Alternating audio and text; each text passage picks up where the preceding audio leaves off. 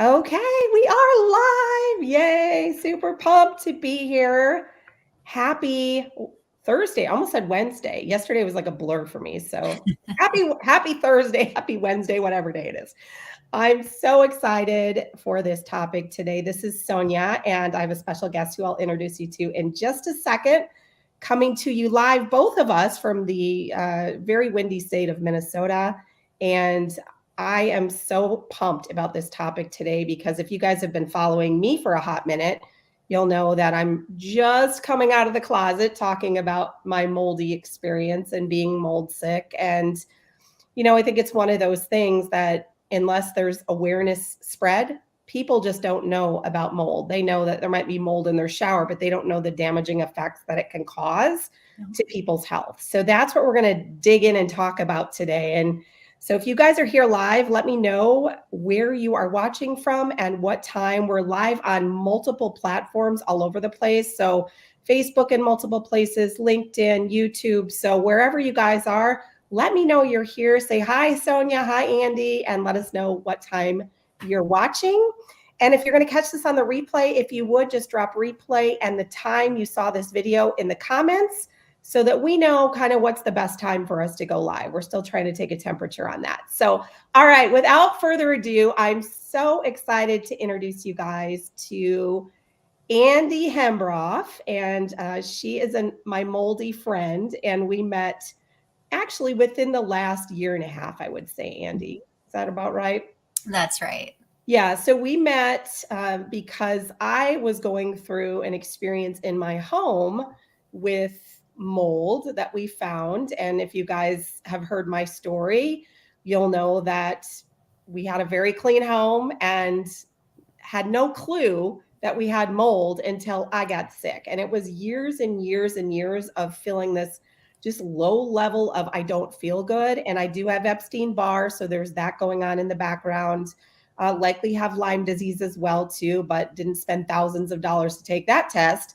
But nonetheless, these things kind of run together. And so I've started really, and my experience and my knowledge is really strong on the health side of things.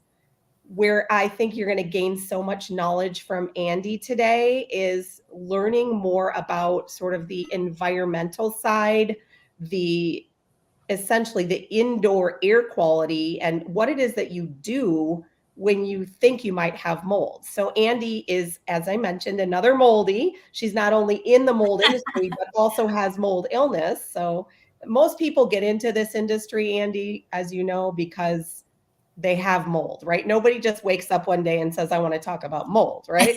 Definitely not. I suppose there's that strange person out there that does, but nonetheless, I digress. So Andi is a board certified indoor environmentalist, and she is a client advocate for a company called Green Home Solutions in the Twin Cities, but they have franchises all over the US, right, Andi? Yes. Okay, got that right. Passed the test on I was fortunate enough to meet Andi when we were looking for someone to remediate our home and inspect our home for the second time. We hired an inspector the first time. He found a bunch of things, did a lot of testing, but I just had this gut feeling. When you have mold, you have a lot of gut feelings, and they're usually correct. I had a gut feeling that told me they hadn't caught everything, and so we weren't going to push through with a remediation plan when I felt like there was still stuff we needed to uncover. So I got connected to Green Home Solutions and had Andi's beautiful voice on the other end of the line. And we just immediately bonded and became friends. And her story is so inspiring and how she's turned her mess into a message. So I cannot wait for you guys to hear from Andi. So Andi, I would love for you to share a little bit about your story and how you ended up in this moldy space. Thank you for that very generous introduction. You're welcome.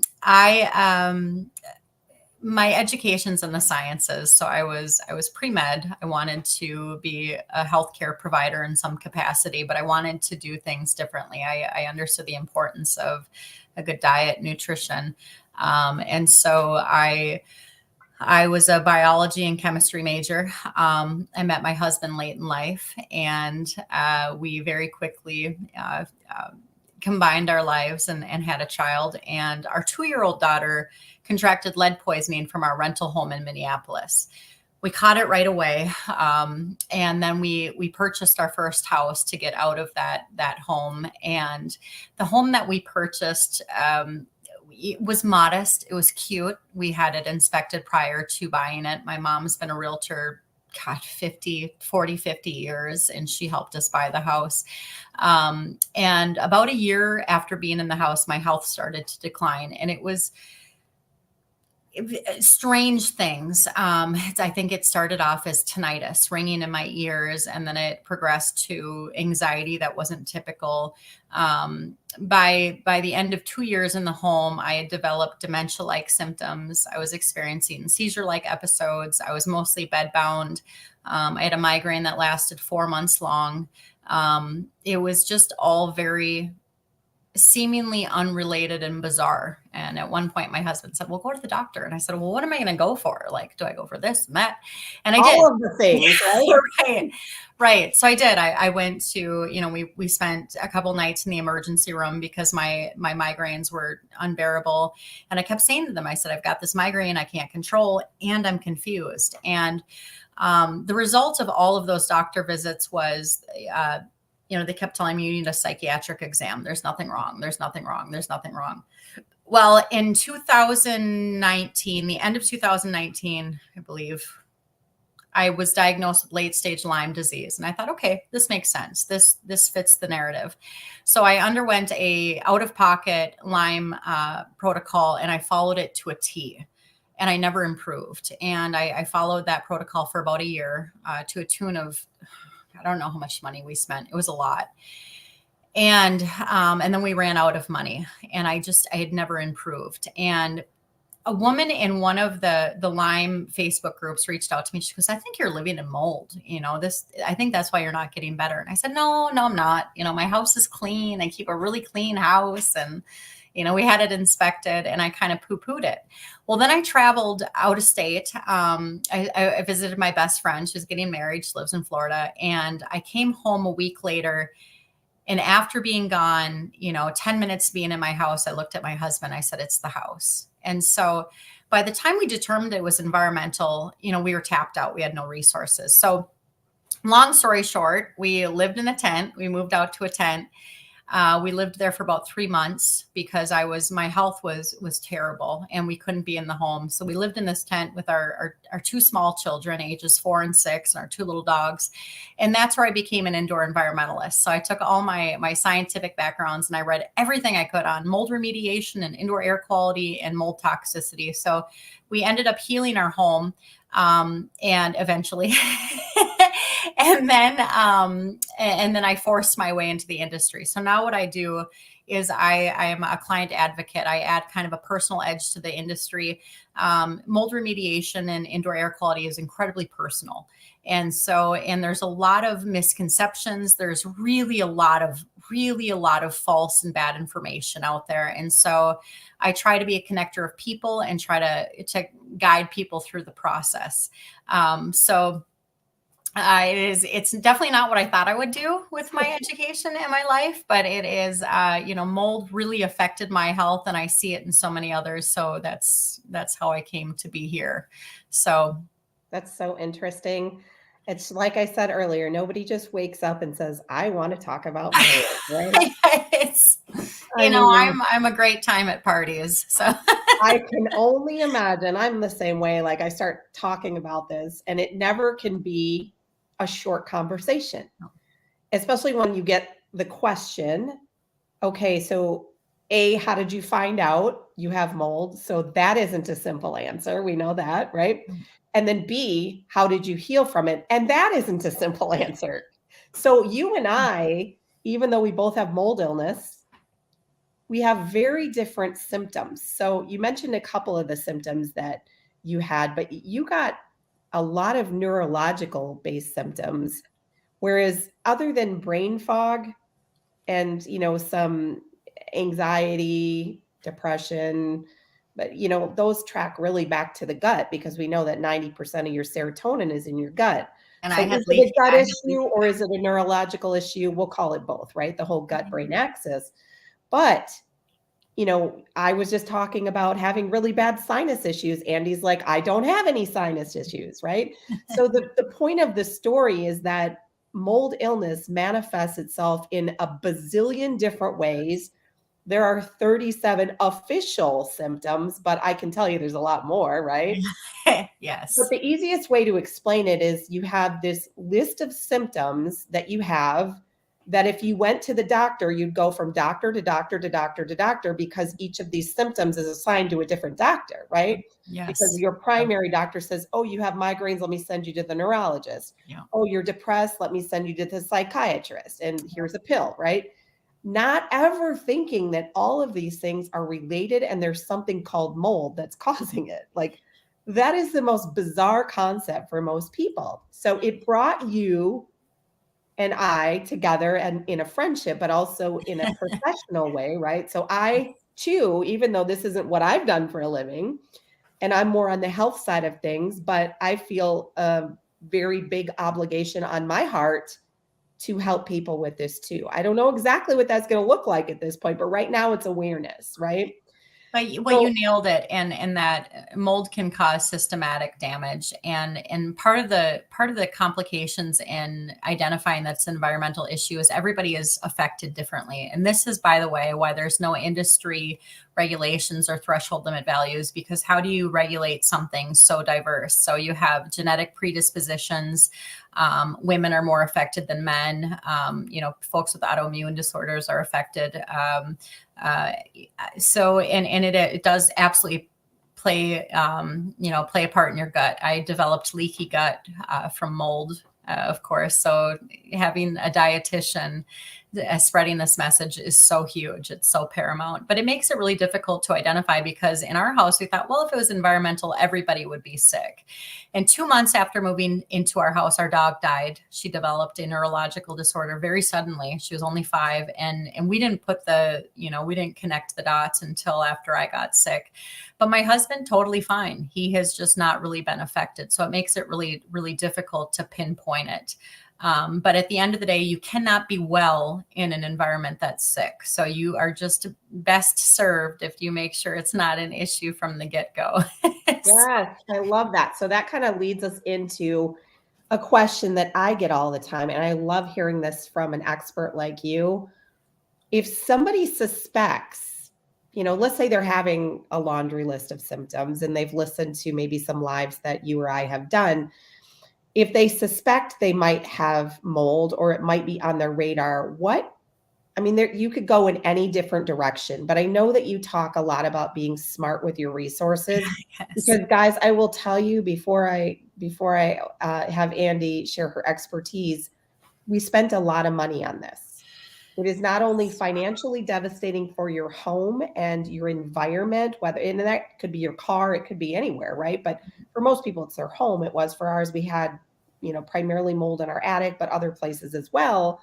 And again, if you would have walked into the home, you would have never seen it. Yeah.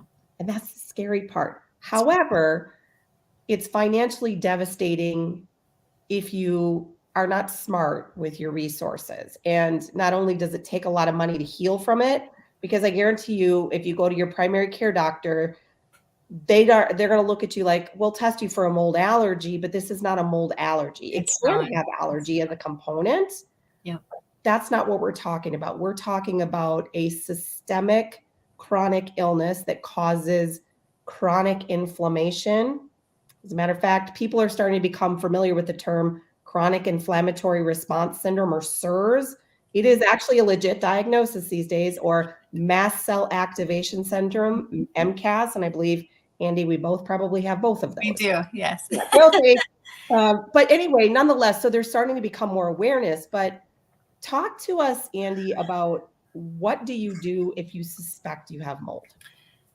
So this is where, as an advocate, I see people make the biggest mistakes. And clearly, Sonia, you've been listening to my message because I'm like a broken record. Be very cognizant of your resources. Environmentally triggered illnesses are incredibly expensive because there's a lot of baskets to put your eggs in. You have to diagnose your environment, you have to heal your environment, you have to diagnose your body and heal your body. And oftentimes, all of these efforts are not covered by health or homeowners insurance. So, when you are going to diagnose your home, you want to have an objective in mind before you create a sampling plan, right? So one of the first things I ask folks is, do you own or do you rent?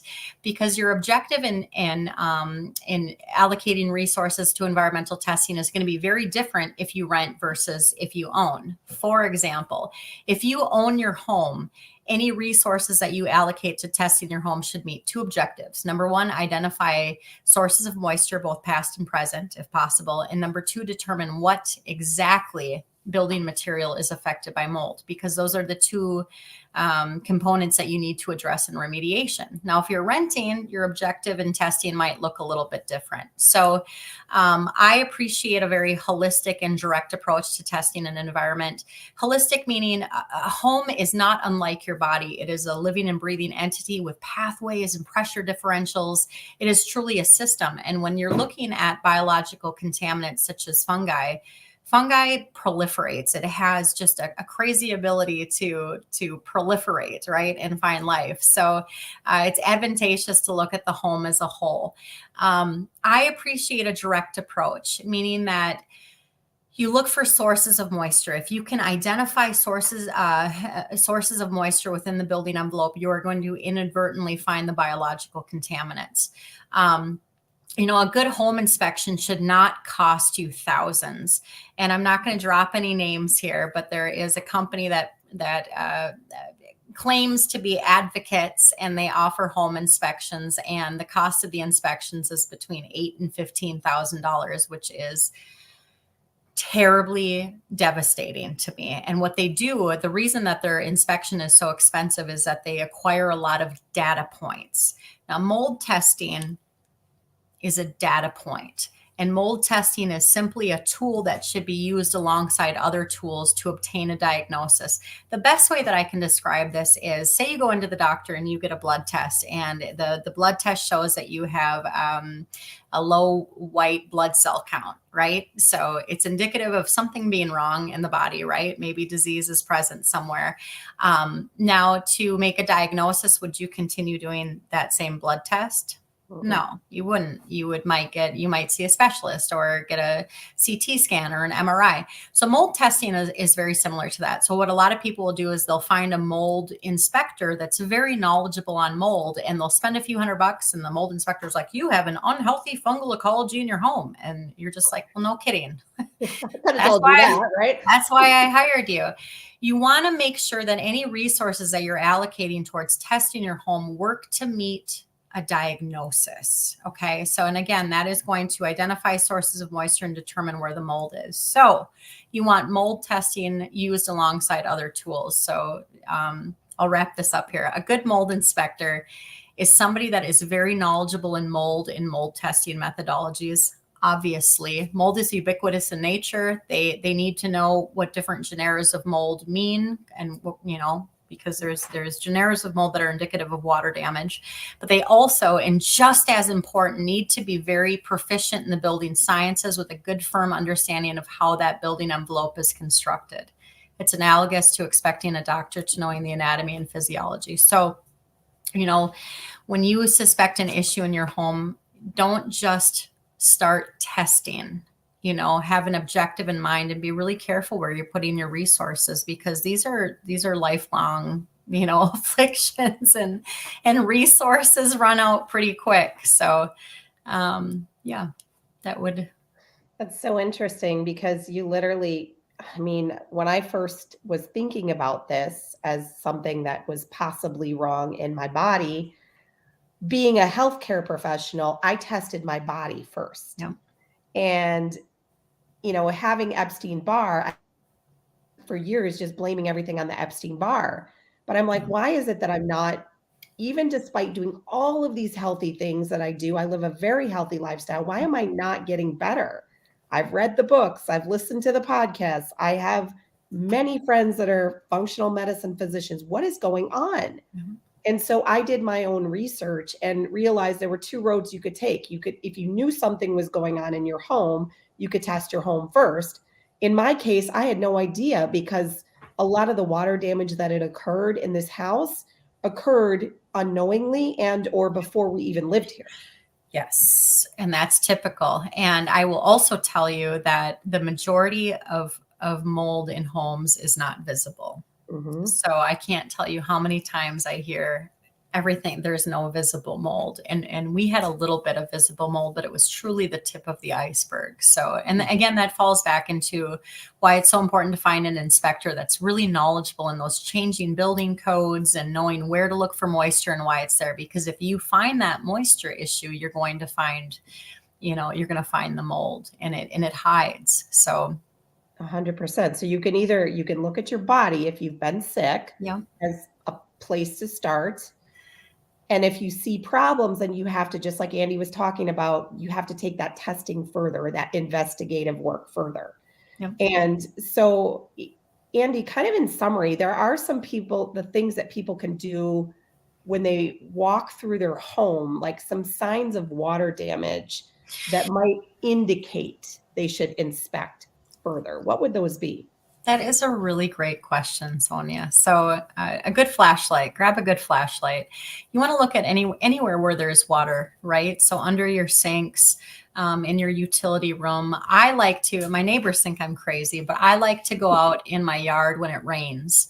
And I walk all around the house and I really watch, where is the water going? Is the water being carried away from the home? Is it being carried away from the foundation? Do you have negative grading? Is the water coming back? Also, musty odors. If you are smelling a musty odor, that's not normal. So a lot of people say, oh, it smells like a Minnesota basement. That's not normal.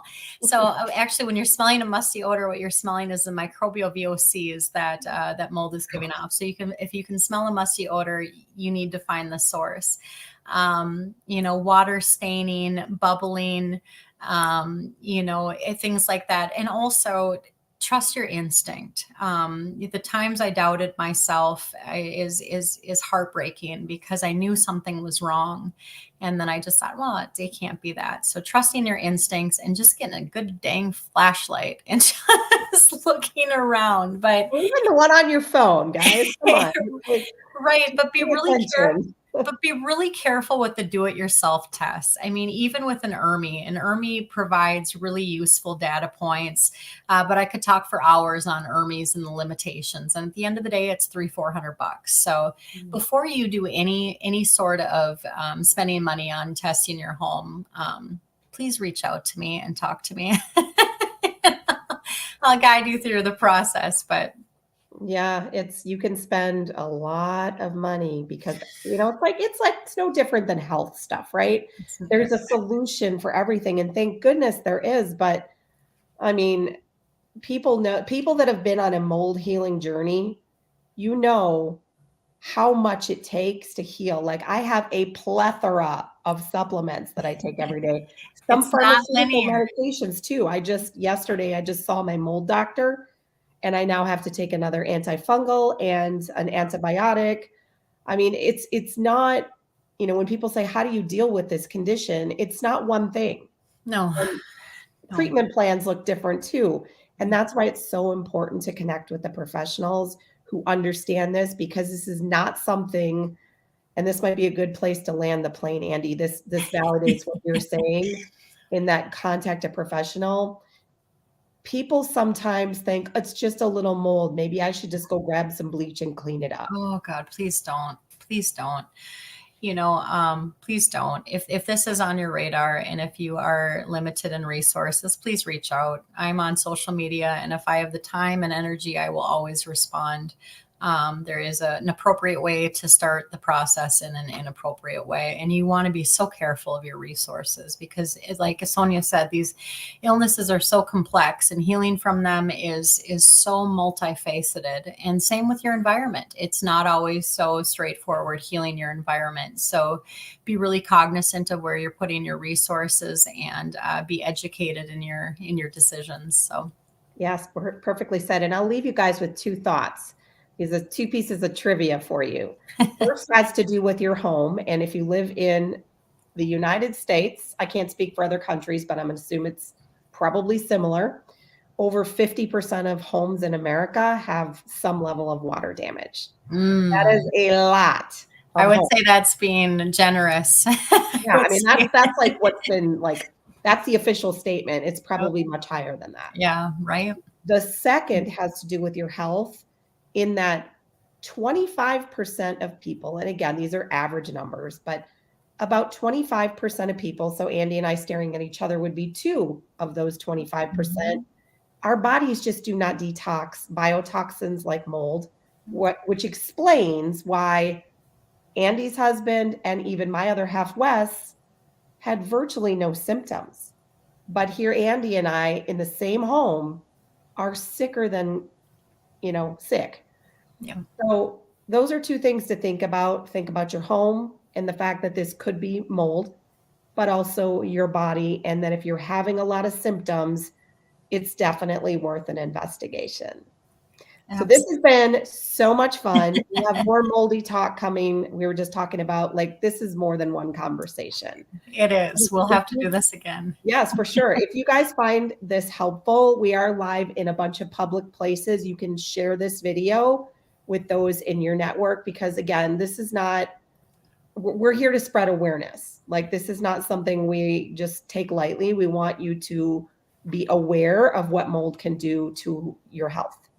And so, if you would like more information on how to contact Andi, drop a comment down in the comment section wherever you're watching from, and I'll make sure to get her contact information to you. So, thanks, Andi, for joining me today. This has been so much fun, Thank and you for having me on your platform. And I'm excited that you're sharing your mold illness journey. I know that it's not comfortable all the time and it's not fun, but I so appreciate the work you're doing. So thank you, my friend. well, likewise. And you have an awesome day, and we'll chat soon. All right. Thank you Bye, so everyone.